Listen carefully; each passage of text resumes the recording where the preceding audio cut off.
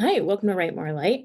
My name is Sarah with the Midwest Writing Center, and today is, first of all, our first day back in the fall. Super excited to be back. This is my favorite. I don't know, I look forward to it every week. I say everything I do at the Writing Center is my favorite, so maybe I just really like my job. But I really miss doing Write More Light. I really miss connecting with artists. And here we are, we're back. We had some tech difficulties, but no one but me knows that. No one but me and our guest knows that, who I am thrilled to introduce to you. Kristin Anahit Cass is a writer and multidisciplinary artist. Her work imagines the future, touches the past, and envisions a better world.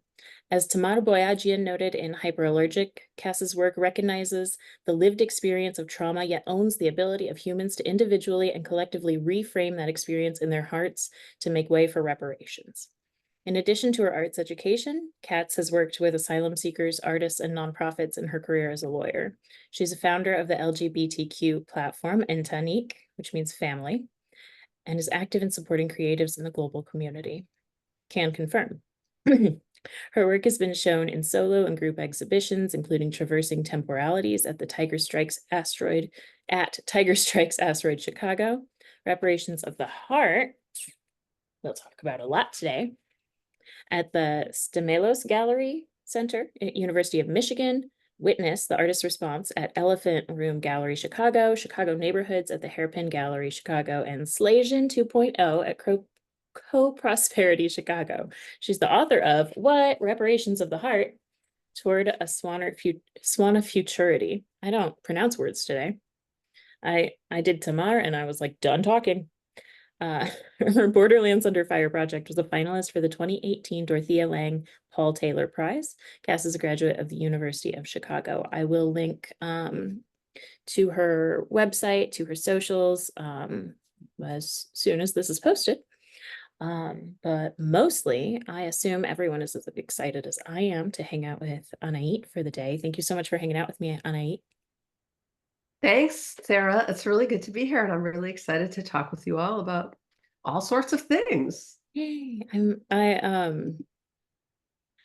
I have been making this joke now at public events where I'm just like, every time I say something, I'm like, I'm so excited to tell you, and it's real, but like, who does that? Like, for whom is that ever genuine? But I really am. I've known about your project for a couple of years. This project, this is the book Reparations of the Heart.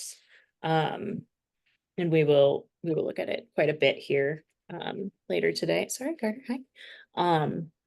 And so I've had my own things I've wanted to talk to you about it, and I've had the opportunity, but you know. But also I think it's really exciting to explore, and this is sort of the point of this series, to explore the different things that art can do. And I think that your voice is a really exciting and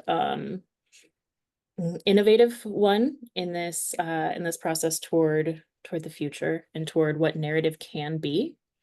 And that's really exciting.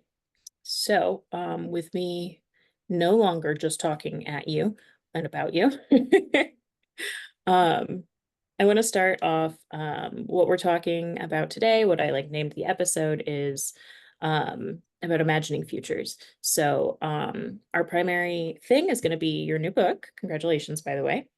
Thank Uh, you. how did this project start? I know it's just a real easy, small question. Yeah, I wish it was easy. It's actually not. So, No, I was joking. I know, in 2012, I started thinking about this. I started thinking about the concepts and researching.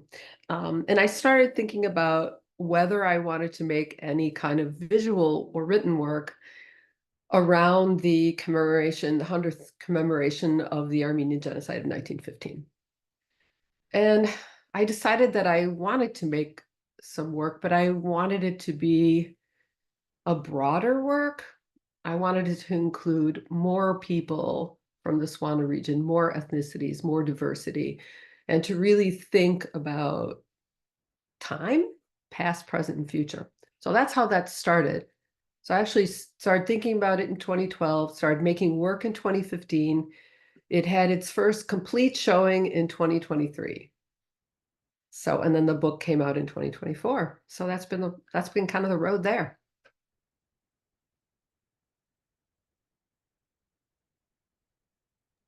My cat muted me.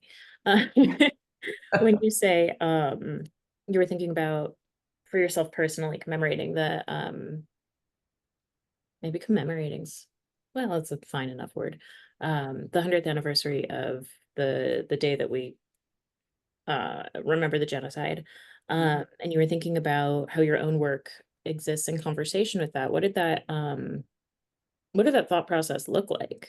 Because you didn't explain that the way I thought you would after you said you were thinking about the genocide and your art. So I wondered Okay. what that looked like, and I can tell you later what I thought you were gonna say. Okay. So what it was such a complex process. So I was really close to my grandmother.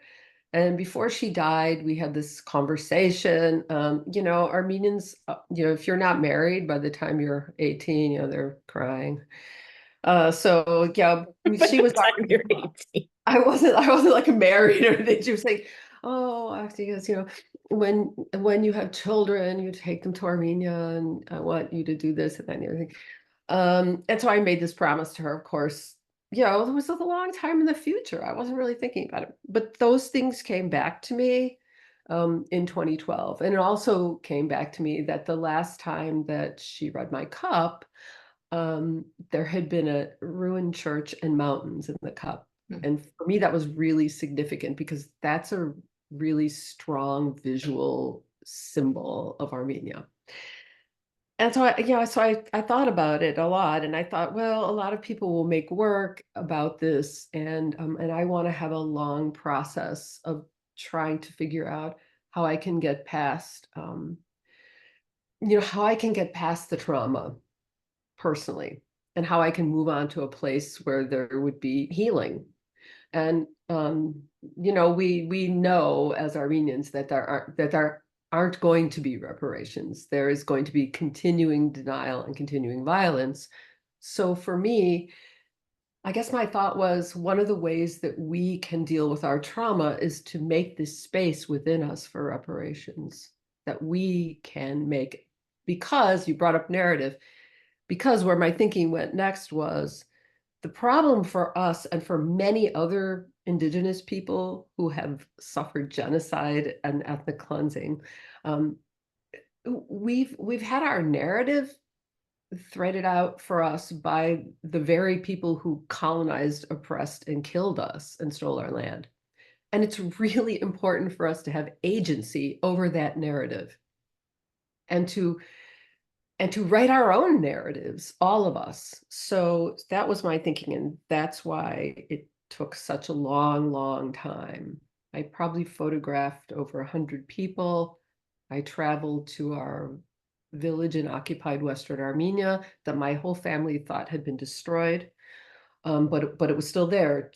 The name had changed, and it was a really long process. Also, I went to Iran because I wanted to see the Armenian community there and find some kind of connection with them, because the relationship between Armenia and Persia and now present day Iran has gone on for millennia. We shared so much culture and also so much conflict. So that was kind of my thinking about it. And also I traveled to other places in the SWANA, which is Southwest Asia and North Africa, the decolonialized way of saying Middle East region, to photograph and to just kind of like experience the culture and see how that fit into the larger narrative of, SWANA, the region being colonized. So there you have it. So something I guess I know I'm the first person in this conversation to have used the word narrative, but something that really strikes me that I think about a lot is this idea about how stories frame our lives and how stories frame the world we live in, which I guess is probably, I don't know. It occurred to me once, and it hadn't before. um, and so we're sort of raised by the stories that our parents, our community tell us about who we are, what our community is, etc. And that's what we internalize. During this project, Did you experience any changing or any difference of that narrative with the folks you were working with, specifically to like your personal cultural history or like your experience versus what you understood your experience was supposed to be? Oh yeah, definitely. I experienced a difference. So one of the most, I would say, pivotal experiences in this whole project, just for me personally, was traveling to our ancestral village and seeing the way that the Turkish government had really used the Kurdish population to help them um, basically commit genocide on the Armenian population. But today, the Kurdish population they are the disfavored minority. And I see the way they're treated, and my experience of that it was shocking. It was much more negative than I possibly envisioned it could be. So we're walking through the village. I'm with my daughter, and my family was with me, my son, my daughter, and my partner. And my daughter and I are walking along, and I'm looking at things, and I'm seeing how incredibly visually it's the same as what I imagined from my grandmother's stories. And I'm so surprised.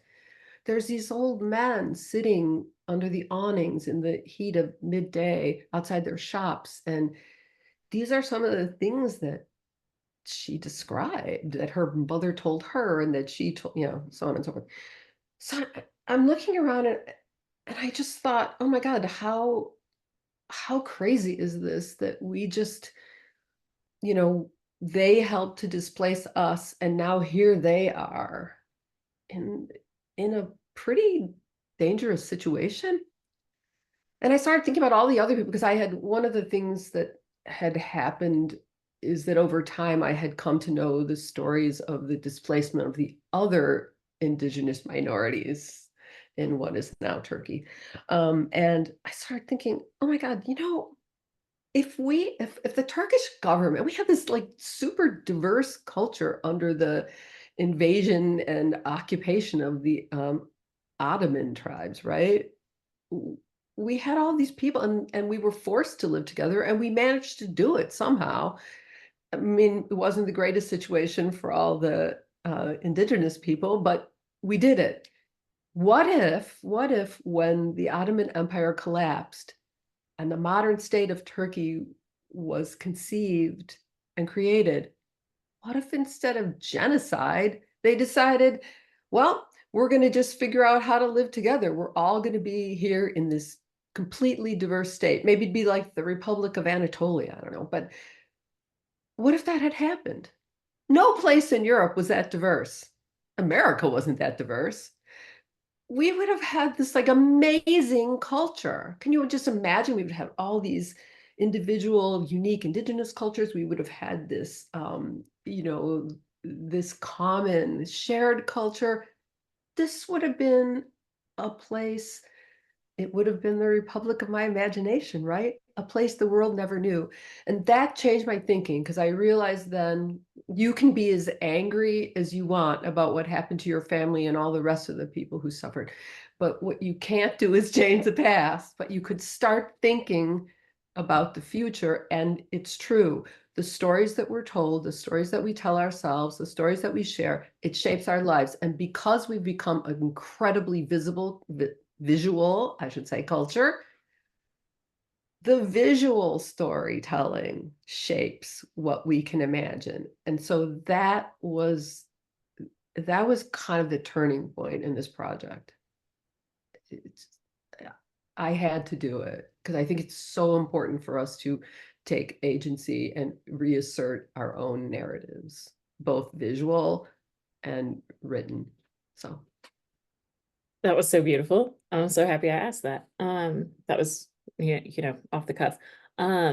So you are leading into futurism. So I want to quick define that. I did pull up just, I don't know what this is. This is whatever comes up when you search Afrofuturism, which I believe is where we take general futurism language, which is a movement in literature, music, and art I would say those are all arts, featuring futuristic or scientific themes which incorporate elements from Black history, culture, and diaspora. So when we look at the futurity in your reparations of the heart, we're taking this idea of our displaced culture, our lost culture, our diaspora, and imagining something more positive with it, which is exactly what you were getting into. And that was a thought that I have never had before, which is, I don't know, it seems like right up my alley to be like, but what if things were good? Uh, about, what could have been, and writing into that as let's not say it's alternate, as the future, um, is really exciting. Um, And I also want to shout out Tasha Womack wrote the book Afrofuturism. It's really, really compelling and interesting. It's nonfiction. Um, definitely worth checking out. I would hold it up, but I only keep local books in this room now, and it's made everything more complicated for me as someone who likes to just grab books. Uh, so do you want to then I want to transition into this. I think this is a really beautiful concept. It's kind of the point of everything, but specifically of our conversation today. Now, I would have identified you as a photographer. Um, I don't think that I think that art is art for most intents and purposes.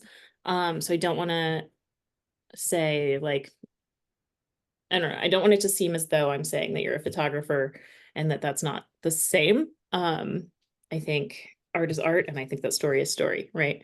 Um, but I just want to define the terms here.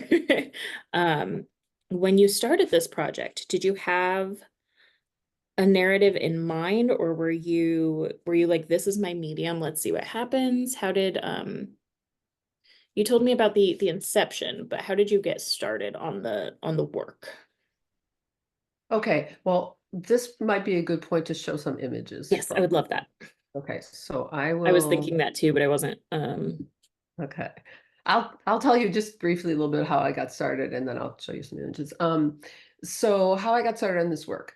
I decided that I was really interested in starting with our connection to our ancestors, because I think it's one of the things that sometimes assimilation in diaspora erases, and it's really important. And it doesn't, our connection to our ancestors does not negate in any way our connection to the new homeland where we live in diaspora, and it doesn't have to, but it often that's what happens. So I started doing that. I just put out a call and I started asking people, are you interested in coming to my studio, or in some cases my traveling studio, because I went all around the country. And are you interested in bringing in a photograph of an ancestor that's really, really influenced, inspired your life in some way? And feel free to bring artifacts and clothing, whatever, and let's set up a portrait. So that's how that started. I had way more people over the course of the years I worked on this project than I could possibly photograph. I would love to work on it again just because it was so fun. But that's kind of what started out. And in terms of like an idea about the narrative, my idea was to get people in the studio, talk to them. I would spend a couple hours with each person, or in the case of the series that you sat for a portrait in, two or three people sometimes. But I would spend a couple hours, I would read cups, and I'd really have a lot of exchange with the person. So I would know I would know pretty much exactly what their ideas about their own narrative were. So let me share my screen. while you're doing that, I should say, full disclosure, I know Anahit personally. Um, I am sure folks have noticed I have had a lot of Armenians on here. I'm very lucky to have in 2020, which is when this series started. Um, I started really meeting, oh my God, I never noticed that critter in the back. And like in front of me, like on my desk, and I never noticed that. To have met a lot of Armenian creatives and intellectuals, really cool people, activists, and that is when I met Anahit and fell madly in love with this project. Thank you, Sarah. It was really fun. Okay, so well, that's you can see the cover of the book. So here are some of the ancestor portraits. This is a whole series. There's 20 portraits, 20 ancestor portraits. Um, this is actually an Armenian creative and activist, Karani Rose Mekertichyan, and she is embodying both her great-grandmother and great-grandfather. So we're kind of stepping beyond the gender binary. She's really feeling the love that she experienced from both of them. And also, she is claiming their narrative. Her grandfather was a genocide survivor, so on and so forth. There's a whole story behind this that's in the book. For instance, with Karani, we talked about this, and she is a writer and actor, and she's very, very eloquent. So I actually used the quotations directly from her in the book, which I thought were wonderful. And she talked in a very positive and optimistic tone about her connection to her grandparents and the love that she experienced, and how much it's just like incredibly impacted her life. So I felt like that was such a positive connection to start with, especially because her great grandfather was a genocide survivor and literally lost every single member of his family. The next one is an Armenian, Jordanian, Palestinian woman. And the idea behind these portraits, you will notice that only the subject of the portrait is in black and white. And that was a very intentional choice. My thinking for this project, there's another whole section of the project that's not in the book. That is my family's experience of returning to our ancestral village. And that series in black and white, because I wanted to separate very clearly the past and the present, and this person's past and present. So she's in black and white, embodying one of her grandmothers in traditional dress, but she's also, you see, everything else is in color because these are the things that are really important to her, both the ancestral connections. She's got a number of things on the table, also her headgear. She's a musician, so she uses this for recording, and the different jewelry she has on, and so on and so forth.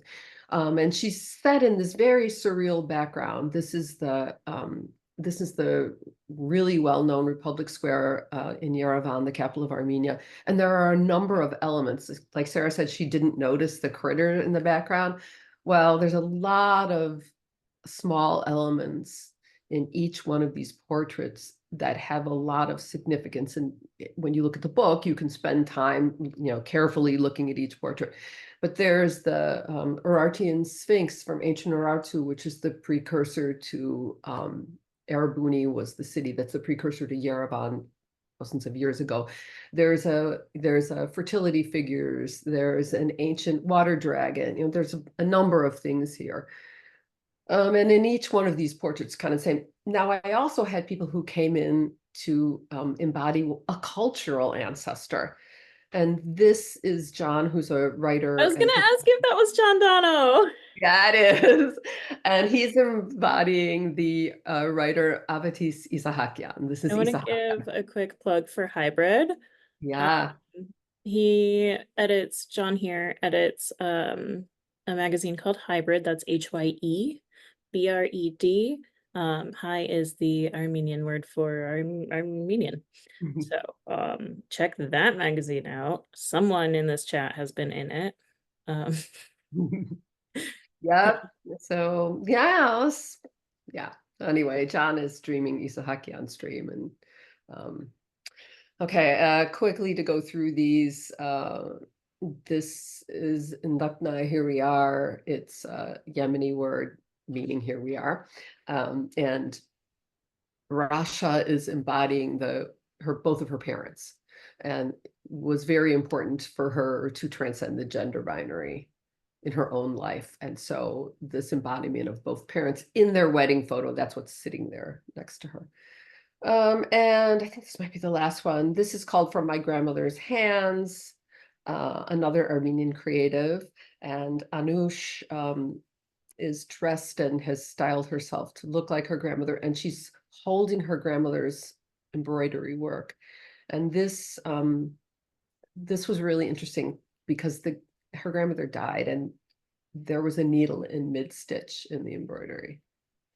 And she's Oh, holding wow. it. It was just like, I don't know, it gave me goosebumps. Oh, she's here in the room with us. Anyway, she's sitting in a traditional Yazidi home in Armenia.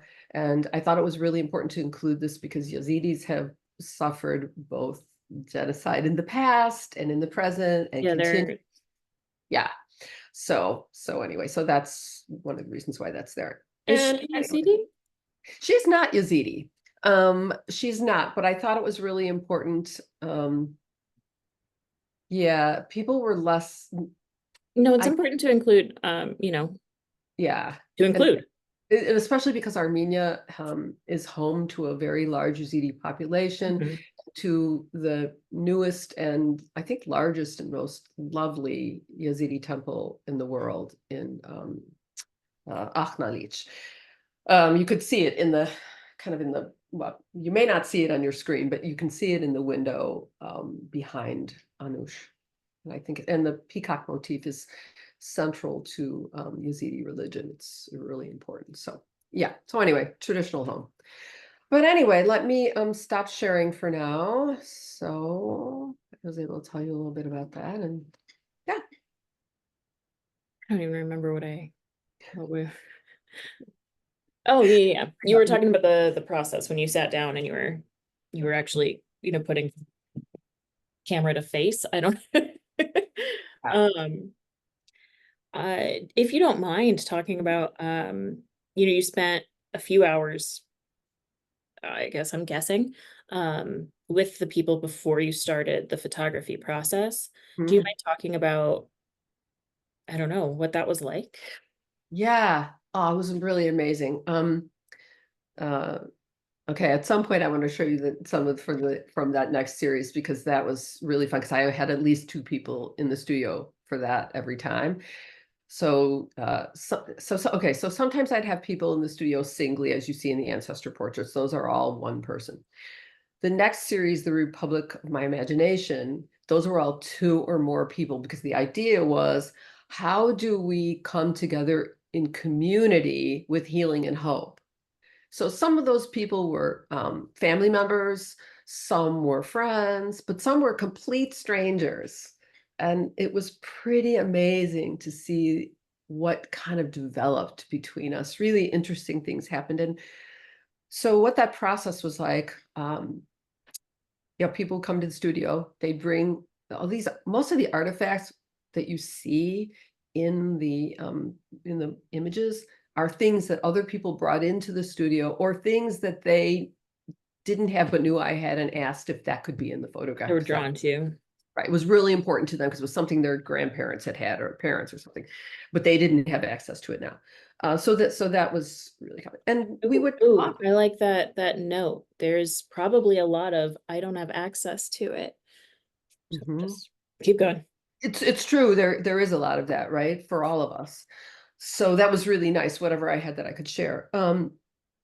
Yeah, so we would talk about it and we would say, what do you think about this? What do you think that we need to take from the past to access in the present and to move forward into the future? And some pretty common themes arose of, let's see, I would say healing, hope, community, identity, and acceptance, probably the biggest ones. And I think that most of us would agree that that would actually make a pretty amazing future. One of the things we talked about is a future where compassion is a core value, where compassion is more important than capitalism and money and profit and owning stuff, consumerism. And I thought that was really interesting because so many of us have, lived in a world where those are the things that are valued: money, stuff, status, prestige, but not so much the things that really make life worth living, like compassion and kindness and community.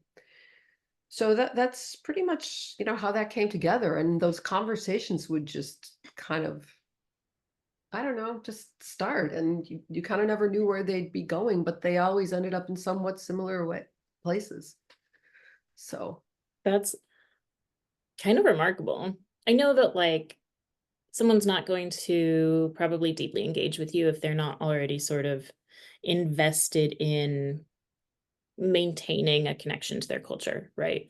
mhm, And especially with how open-minded you are about how you're going to define the region, define the culture, define belonging, and especially, and this is maybe going to sound a little crappy, but like it's true, and we've both experienced this, especially with your steadfast loyalty and commitment to loyalty is not the word commitment to the queer community. mhm. That can be a real turnoff for a lot of people. Loyalty Yeah. was just the wrong word, as you know. I don't know, I felt like it sort of implied that you didn't belong, and obviously you are part of this community. Um, so I think that, obviously there are a lot of people who are not going to show up or follow through after a conversation with you. Um, but I still think that because your starting point is so open-ended, um, it's impossible that you wouldn't have gotten just a huge array of people from a huge array of backgrounds, despite the shared background. And everybody sort of ends up with the same dream. That's remarkable. Yeah, thank you. I think it was pretty amazing. I'm Uh, flipping you through know, it while you talk about it because I don't know, it's like I don't know, it's like reading the lyrics when you're listening to a song or something. It's a different medium. like I think that I think that I was asked a question at the book launch in April about, well, do you think that your vision of the future is just too utopian? Yeah, probably, but if you don't That's start not out the with a point. but if you don't start out with a positive, we have one life here. That's it. We get one shot. That's it. Um, maybe you believe in reincarnation, maybe you don't, but hey, all we know for sure is that we got this one shot. And if we don't take a positive stance, what's going to happen to the future? I came to this point in life where I realized, actually, really thanks to my son, I have to give him credit for this, that it doesn't matter if we don't achieve these ends within my lifetime, because if I do anything, even something really incremental, but if I encourage a very tenacious and persistent movement towards a future where compassion would be a core value, then that's worth it. And that's okay if we don't achieve things like that in my lifetime. And I think that's the important thing, is that we move towards this kind of future. And you brought up Afrofuturism, and that's really influenced me a lot. As you know, I am a speculative fiction addict, um, because you know how many hours of that television I consumed over the Mhm. pandemic. We talked about that's embarrassing, but it's true. But Well, oh, you can't see it. I was like, I've got a poster right here. right, right, yeah, exactly. And but of course, not to mention all the books I consumed and still am consuming. So for me, like Octavia Butler and River Solomon have been like major Afrofuturist influences.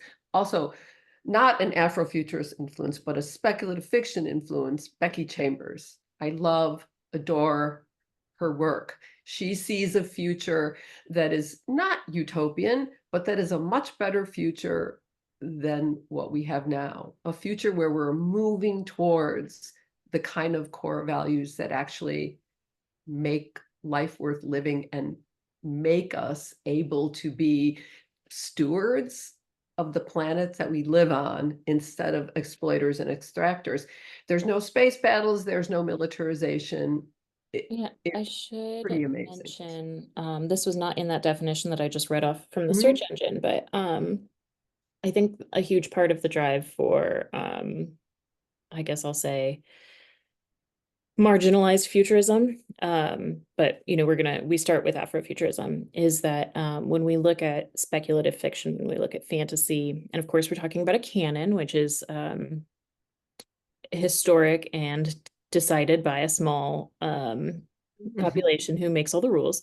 But we don't see black, brown, black and brown people. We don't see marginalized people in those, but especially racially, in those texts as much. And so that's another big chunk of this, is like, why wouldn't there be my people in the future?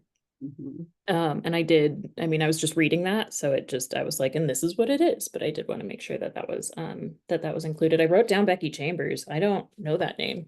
Oh, you have to read her. I think you're about to. How many times I have read her work. Her work really inspires me. But also, a long time ago, I saw an exhibition, a wonderful Afrofuturist exhibition at the Museum of Contemporary Photography in Chicago, and Stephanie Dinkin's work about AI How do you bias. spell that? Stephanie the regular way, and Dinkins, Dinkins. But Thank you. Dinkin's work about AI bias is suddenly like, I was like, the light bulb goes on over your head, the moment of, revelation, when you're like, well, and also, why didn't I think about that before? It's garbage in, garbage out. So if you're putting in a bunch of bias, well, why would you think you're not going to get it out? That was another pivotal point where I started thinking, oh my God, we have to have a different, both narrative, visually and verbally, about the future. It's super important. Friday night at this book event in LA, I was asked, well, why do you work in speculative worlds and fiction? One of the stories in the book, short stories, is mine, and it's speculative fiction.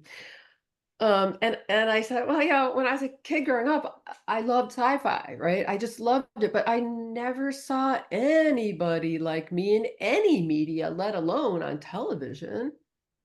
And I realized, in a way I couldn't articulate to myself as a kid, representation is really important. It's so important. And and beyond that, also, I had a lot of boy cousins, and they would really limit who I was allowed to play in our games because I'm a girl, right? And I thought, well, that's another thing. I mean, this kind of gender bias and this binary is just insidious. So that really made me think about this. And I think that I really tried to do that in my visual work as well as the text in this book, is to really open it up. I would love to, and I hadn't intended to, but I would love to talk about it wasn't like off the table, but I'd love to, I know that your time is limited, that's why I'm speeding through this sentence that is going nowhere. I'd love to talk about the text in the book. No, I just opened to a really beautiful one. Yeah, there are some that are not beautiful, and I would um tell me tell me how you collected the written work, trying to make Okay. it as open-ended as I can. Can I share some more I images would while I love think that. about Yeah, it? Yeah, that'd be cool. Okay, you have I'm the gonna power. It's all you. share, and let's see if I can get this. Okay, we already saw that. Okay, I'm just gonna share some more. The ones that you see right now are from the Republic of My Imagination series. So where should I start with this? How did I collect the text? Okay, well, first of all, I mentioned to you, starting with the first portrait that ancestor portrait that I showed, that I used a quotation from the person who was being photographed. And I did that fairly often because people said some really interesting and also really like uplifting things. I really liked a lot of the things that people had to say. So I did use a lot of quotations. I also asked a number of especially queer Armenian women writers to contribute, and some of them were able to. So you'll see essays, poems, short stories, etc., from other writers besides me. And then um, let's see. Also, I wrote about things that I didn't have a quotation about necessarily, but I wrote about like the conversation that I had with the person who's in the photograph, or my family's experience, or my experiences, or kind of my thinking about this, as I was saying to you earlier in our conversation. What if? I wrote a bit about that, and then I wrote a very, very short story. My editor made me kill lots of it because it didn't fit, but it's okay because it can have another life of its own. But about what would happen if we could walk through this portal to another planet where we could just kind of like start over, right? All of us together. So that was kind of fun. So that's more or less how I did it. I'm just gonna click through some of these. Yeah, does that make sense? Yeah. Okay. I want to add to, hey, I know them. I know. I had to Um, have this one in here. Colleen and Sarah discuss literature under occupation. So that's this one. Yeah. So, okay. Sorry. Go ahead. Oh, this was a really, this was a, they're so cute.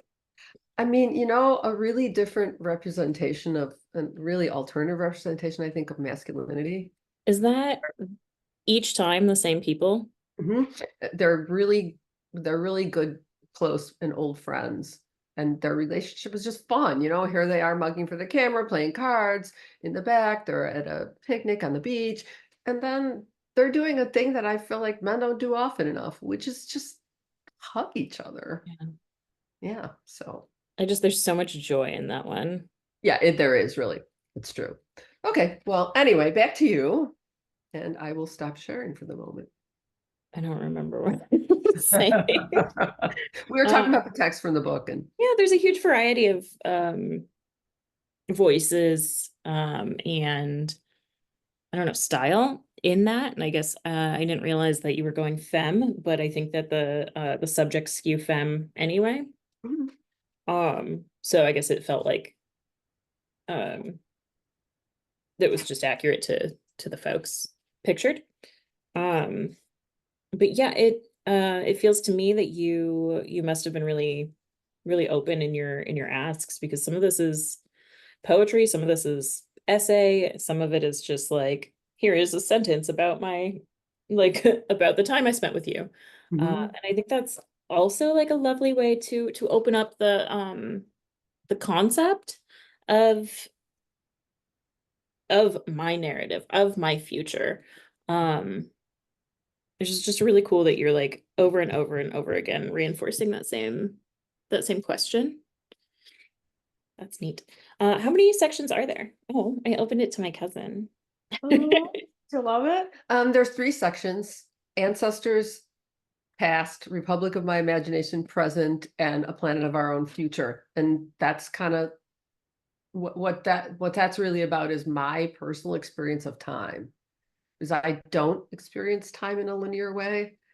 And I think um, especially in this situation where one lives their life with all this intergenerational trauma, it's really helpful to be able to experience time more as a slipstream where past, present, and future can kind of mingle and take different places.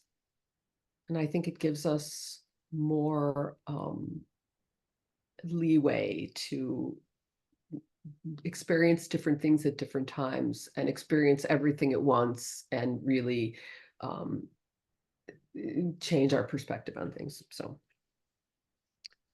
Um, that's a really cool idea, and I didn't realize that. And I have been, I don't know if it's just like what I've been reading lately, or like I just got back from school, which but people mhm. viewing this may not. Um, so like maybe it just came up a lot in school and like the prompts that they were giving us, which I love a prompt. Um, but the way that time moves, it's probably me. It's probably my writing that has made people talk to me about this. No, I'm just obtuse. Um, the way that time moves, especially in story, is not how do I say this? Is not how time moves in plot or like it's not chronological. So that's really cool that you're opening that up too. Let me just compliment you, and that'll be how we spend the day. Let's I know you have to get going. Um Sometimes I just, you know, I'm talking to somebody about art and it's the best time I can have and I don't want to stop, so I'm trying to be really aware of time. What have I not asked that you would like to talk about? Um, I do have more questions if you're like, nope, I don't want to talk. well, I have, I do have a little more time, so I'm fine. I have Mhm. like um till quarter after, because I know we started a little bit late with the Zoom issues. So I have till quarter after. It's totally fine. Anyway, well, we haven't talked about queer futurity. I'm not sure what your questions are. That's totally fine. If you want to ask more questions. Well, let's dig into queer futurity first. Okay. I'm going to share the last Mhm. just while we talk about that. So, the Futurist series. Um, so so queer futurity, I had another question on Friday night in a room full of an audience I didn't really expect, but actually was pretty wonderful. An audience I didn't think would be incredibly open to hearing about anything queer. So, the question was, you wrote this essay about queer futurity, but if you're not part of the queer community, you know, what's what is that? What could be your relationship to that?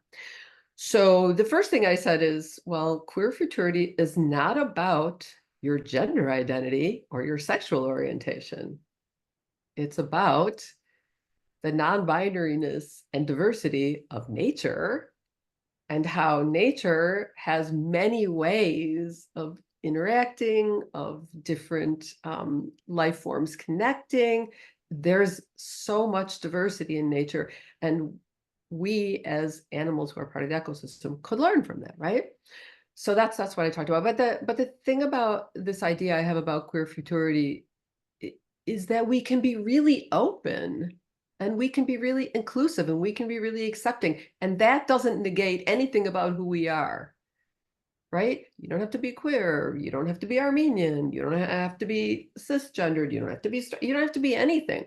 But there's room for everybody and all different kinds of humans. And I think that there's also room for us to look at other populations of people instead of saying, oh, these are all the ways that we're different and we can't connect because, I don't know, our religion is different, our ethnicity is different, whatever. We could say, look, there's other displaced people in the world. When I photographed Assyrians and I photographed a bunch of Assyrians for this, yeah, it just kept hitting me over and over. They literally have no homeland now, none, nothing. And actually, our country is responsible for that. We obliterated Assyrian presence from Iraq. And and I really feel that. And I feel like part of queer futurity is to say, going forward into the future, we can have lots of empathy and compassion for people who are in this situation. And we can do whatever we can to offer resources to help them to deal with their intergenerational trauma. And then another thing I thought about is, hey, we live in America on somebody else's indigenous land. There's been almost no acknowledgement that's not virtue signaling, and there have been no reparations. But we could think differently about it. There's nothing about indigenous people in America that's really threatening. There's no reason why we shouldn't, you know, change the future with respect to the indigenous populations in our own country. And so these are the things I think that queer futurity opens up, a really open view of things. The world doesn't have to be the same. We can have science and technology that's not destructive. We can have an economy that actually supports everyone, not just the wealthiest, tiny fraction. And that kind of is my idea about queer futurity. And for instance, this photograph, which is this collage of portrait and background, is about the idea of stewardship of the planet versus extraction and exploitation. And that came up so often of people's concerns. And this image, Assad Prime, is a basically visual metaphor for decolonization, because if you can see closely, there's an android stepping through the portal who becomes more human as we go forward in time until she loses that aspect of colonization. Here's a future that people talked about, a future where we have peace and calm. She's meditating in a place that now is indigenous Armenian land under occupation by a violent dictatorship. And yet we could imagine a future where instead of violence, instead of the system that we have now of imperialism all over the world, we could have something else. So this is your cousin, thinking about the future as the power that women have to change the world, and the power that all kinds of people have to change the world, men, non-binary folks, whoever you are, and the power that we have together instead of alone. Yep, another portrait that people really liked, Stargazer. She's once again looking into the sky of Azad Prime. And this is my last one, called Ascension. And one of the other things that people talked about a lot in terms of the future, and which I think about is in terms of queer futurity, is that there are many ways that we can uplift or ascend into the future. We can do it spiritually, we can do it emotionally, we can do it mentally, we can do it physically. We can uplift with technology and science and the arts of all kinds. And so this also is a visual representation of that idea. And I will stop sharing right now. But yeah, I mean, that's my view of queer futurity. Not a really limited view of somehow there's some queer agenda of a bunch of nonsense that you usually hear people say. Well, I hear it and I think of like when we talk about queering something, queering a form, queering our art. And while sometimes it is an interest in, we'll say, gender and marginalized gender and sexualities, sometimes it means like, let's get a little weird.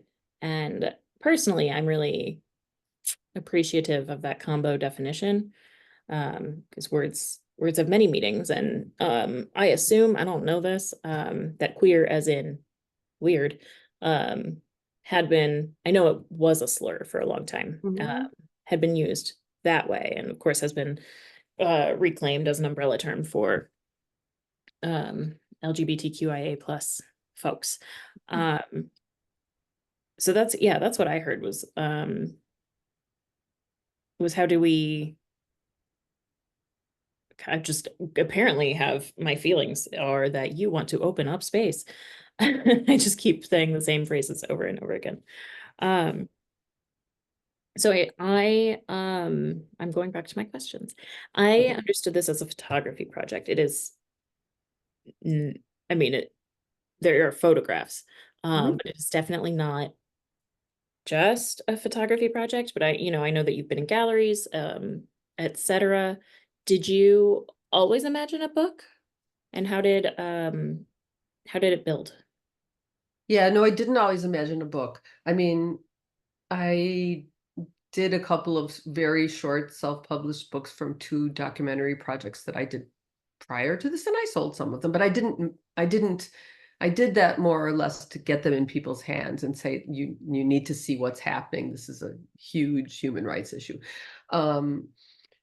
But with this, yeah, I really originally imagined it as mostly a visual art project. It also had in both of its showings so far, it's had different series of sculpture as well as the portraits, yeah, and video too. So that and also a playlist and some other stuff like that to kind of try to get all our senses involved. And performance where we did coffee readings, which also engaged our sense of smell and taste and so on and so forth. But the book came about because actually Fifth Wheel Press, who's my publisher, it was a small independent queer feminist publisher. They're great.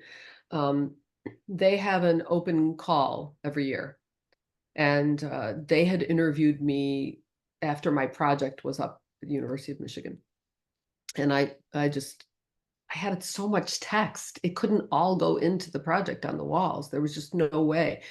So for some of it, I had a QR code. So if you want to read the text, you can just, on your phone. And then I just, after I did the interview with them, I said, hey, you have your open submission process in December. Would you be interested in a book proposal? And they said yes, and they were excited about it. And then they said subsequently, actually, we're going to have this meeting, in, I don't know, short term. Could you put together a proposal quickly and send it to us? And that's how that came about. It wasn't like planned from the beginning, but I was so excited just to have the opportunity to do it. And they did put together a really visually stunning book with great quality. Yeah, these are, I mean, I don't I don't know how to say this. I can't see any pixels. Yeah, no. Yeah. And I mean, being that there's so much going on and there's so much like tiny stuff, like that's a big deal. Yeah. If I missed, one of those like folks in the background, that might change, my interpretation of that photo. Mhm. Um, do you want to, yeah, I would love to have you introduce the prompt. I can do that. Alternatively, I can do it without you. That seems weird. Either way. Okay, so sorry, I'm going to just go to the prompt so I'm actually doing it right instead of just for memory, Oh, I've which got it here. If I should never do anything for memory. I know myself. So this prompt comes from a workshop I'm hoping I will be able to do, because I think writing about ancestors is really a useful exercise, and it's fun, and I think it really engages us with these ancestral connections. I Um, can, I'm not also, yeah, I'm just going to share it if okay, that's cool. cool. But you All right. please read to us. Dear friends, those who are new to Write More Light, our beloved guest here is sharing with us a writing prompt. I'm going to put 5 minutes on the timer. Um, we can do it together for 5 minutes, and then you can continue for the rest of your day or however long you feel so inspired. But after that 5 minutes, I will give you updates on the Midwest Writing Center and wish you well. I assume that once I start that timer, Anahit is going to take off. So I want to tell you that you're amazing. Thank you so much for hanging out with me, and I'm excited to delve deeper into this. Okay, share screen. Take it away. Okay, so imagining our ancestors, this is a prompt, and using a photo or a cherished memory to work from, imagine a letter from or conversation with your ancestor and write about it. So I have some questions below that can help you imagine and write. You want to think about, what's your relationship to this person? How have they influenced or inspired you? What was their impact on your life? Why did you choose them? If you knew them in their lifetime, what were they like? What was their personality like? What was your relationship with them like? If you didn't know them in their lifetime, what do you know about them? Have you read, heard, or been told about them? What have they told you, or what have you learned about your ancestral culture? This could be, as you might remember from the ancestor portraits I showed you, either a relative or a cultural ancestor. So I hope you enjoy writing about that and thinking about it. Thank you so Thanks, much for Sarah. hanging out with me today, Anahit. I hope you have a wonderful rest of your day. I'm going to stay here on camera through the prompt and then give my updates. And I really want to make sure also that everybody, like, anytime a timer goes off does not mean stop writing. It just means that I have to talk again. Thank you, Sarah. Thank you, everyone. Bye. Thanks. Okay, 5 minutes on the timer. I think this is my bad habit of talking once I start that timer. I think this is going to be a tough prompt, and that's okay.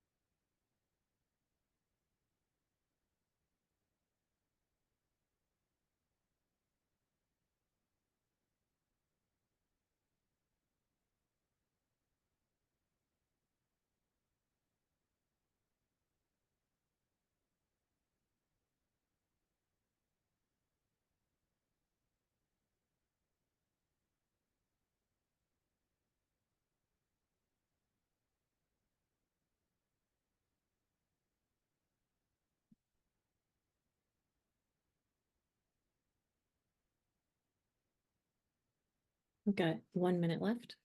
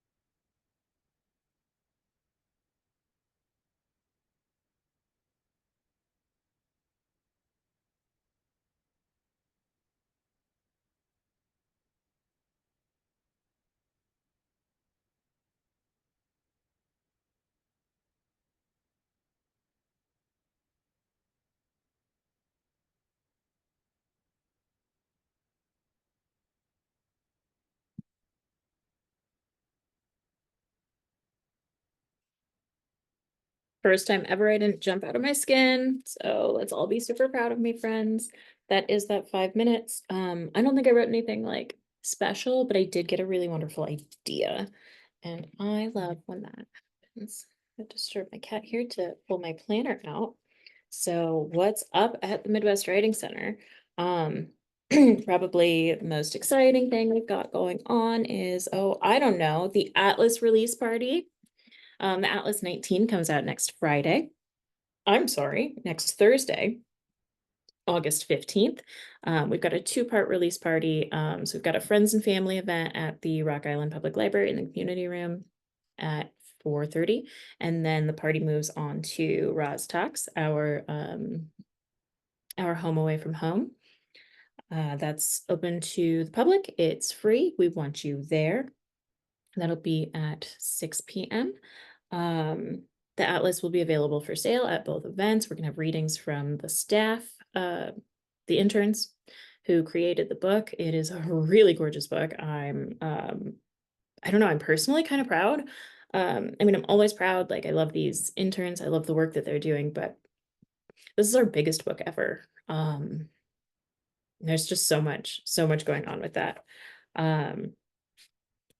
Let's see. What's the next exciting thing we have going on after that? You can keep an eye on an eye out on the Checked Out podcast from the Davenport Public Library. Coming in September, we're going to talk about Banned Books Week with them. So of course, in September, we're going to be celebrating Banned Books Week with Rock Island Public Library. The last week of August will be the week of the Great River Writers Retreat. So our winner, Camellia, will be in residence that week, and her reading will be at the Brood Book on Thursday, August 29th at 6 p.m. That'll be a really wonderful reading. She's here working on a bigger project, and this will be a good chance to learn about that, to hear what she's doing, and to ask writers questions, be involved in the community. I feel like I said that in a really, really silly way. Then in early September, time is flying. We are going to be at Printers Row Book Fest. That's in Chicago. That is September 7th and 8th. So if you're in Chicago, if you're near Chicago, if you're excited about festivals of literature, that's where to be. Printers Row Lit Fest was really, really, really cool. And I haven't been since I lived in Chicago, which was a very short period of time in my life.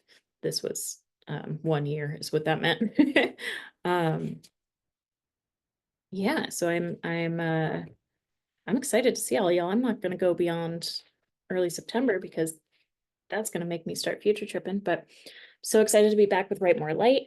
I'll be putting out our calendar for the next month or so tomorrow. So you can look forward to that. And as always, write more light into your life.